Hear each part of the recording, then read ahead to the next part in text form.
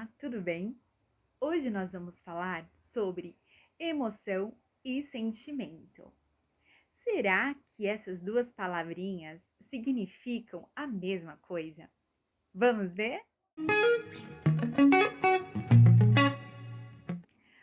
Nós convivemos com as emoções o tempo todo. Elas fazem parte do que nós somos, do que nós vivemos. Mas é importante, antes de começar o vídeo, já responder a pergunta que emoção e sentimento, apesar de estarem sempre juntas, não significam a mesma coisa. Basicamente, a emoção são um conjunto de respostas químicas e neurais causadas no nosso cérebro diante de algum estímulo do ambiente. Já o sentimento, ele é causado pela nossa emoção. Ele é a ação diante da emoção. Quando você é exposto a algum tipo de situação, o seu cérebro libera hormônios que alteram o seu estado emocional. Em alguns casos, a pessoa pode até ter reações físicas. Por exemplo, a sudorese, o choro ou o riso, o sorriso. E vale ressaltar que diante de alguma determinada situação, cada pessoa tem uma emoção diante daquela mesma situação, pois cada pessoa tem a sua visão de mundo. E essa emoção costuma ser passageira. Já o sentimento pode durar muito mais tempo.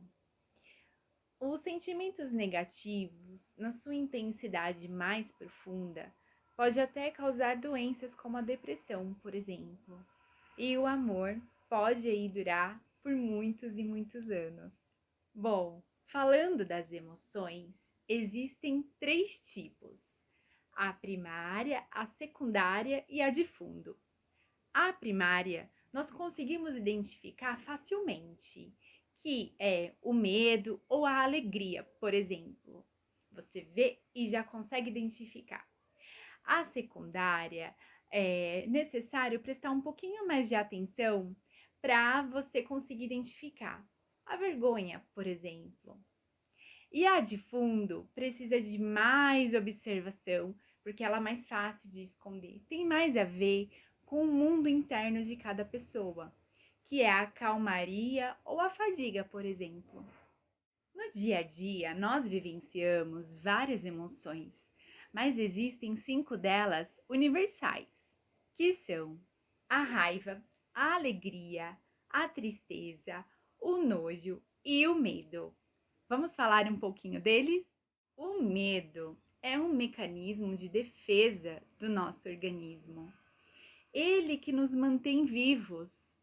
Quando somos colocados diante de algum perigo, o nosso cérebro libera hormônios que fazem o nosso coração disparar, nos fazem transpirar, mostrando pra gente que estamos em risco. Então, através disso, nós temos o sentimento de ação, que é tentar fugir daquilo que é arriscado para nós, que é perigoso. Se não tivéssemos o medo, nos colocaríamos em risco sem nem pensar duas vezes. A raiva também é considerada como um mecanismo de defesa, só que ela deve ter o seu estado moderado. A raiva, ela funciona como um mecanismo onde não deixa você no mesmo lugar. Ela faz você estar em prol daquilo que você acredita, de você ir atrás da justiça, de você defender aquilo que você acha certo. Então, a raiva, ela te movimenta, ela te move para aquilo que você acha justo e verdadeiro. A emoção mais positiva é a alegria.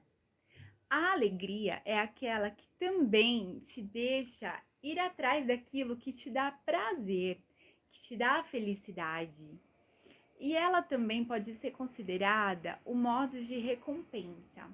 Por exemplo, no trabalho, você está sempre em busca de ser promovido, de conseguir alcançar suas metas. Por quê? Porque isso te dá prazer, te dá alegria. Então, ela que te mantém viva, né? Que te mantém em movimento para conquistar aquilo que te faz bem. O nojo gera repulsa e é nítido. E ele serve para te liberar daquilo que te faz mal, daquilo que lhe é tóxico. E tem a tristeza. A tristeza, geralmente, ela é caracterizada pelas pessoas como um vazio, uma solidão. Ela, tendo um fim, né, tendo um período, é considerado normal. Todos nós vivemos um período triste da nossa vida. Todas essas emoções devem ser sentidas, e a tristeza é uma delas. Só que quando ela tiver uma intensidade muito profunda, muito longa e angustiante, aí não pode ser considerado normal. Eu trouxe aqui para vocês somente as 5 emoções universais. Mas imagina que o ser humano é muito complexo e ele tem várias emoções e vários sentimentos diante destas emoções. Hoje em dia se fala muito na inteligência emocional, que é uma forma muito legal para você aprender a lidar com aquilo que você sente diante de determinadas situações, que nada mais é do que o seu autoconhecimento, autocontrole diante de frustrações, uma melhoria nas suas relações interpessoais. E é muito interessante porque todo mundo pode aprender a ter a inteligência emocional. Hoje em dia nós temos muitos recursos, sejam eles livros, aulas e mesmo a terapia. O terapeuta, ele te auxilia no autoconhecimento para que através disso você consiga lidar com as suas ações, lidar com aquilo que você sente diante de alguma situação, diante da emoção causada por determinada situação. E isso te faz melhorar no seu ambiente de trabalho, no seu ambiente particular, junto com sua família, seus amigos, no meio da sociedade.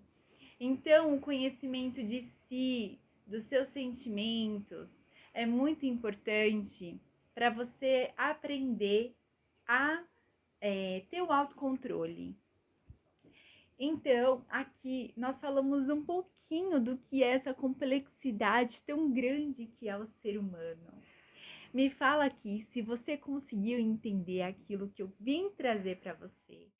E se você tiver alguma dúvida, quiser complementar ou conversar mais sobre emoção e sentimento, escreve aqui que eu vou adorar ler e falar com vocês mais um pouco sobre esse assunto tão legal, que é sobre o comportamento humano.